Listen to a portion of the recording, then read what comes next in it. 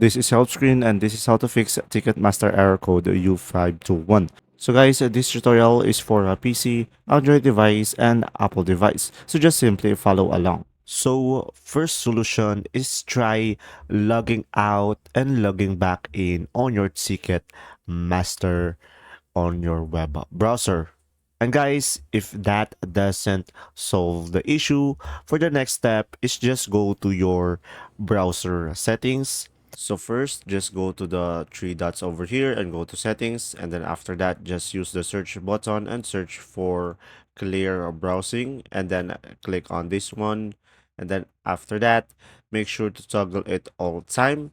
And make sure to click all of these three boxes over here. And once you're done, just click on the clear data. And then from there, you should be able to fix the issue. And now guys, if you are using your mobile device, all you have to do is just go to your settings on your phone. And then from here, tap on the apps. And then on the apps, just go over to the Ticket Master and then tap on it. Then from here, guys, just tap on the storage and make sure to clear cache and also clear data. And from there, you should be able to fix the issue.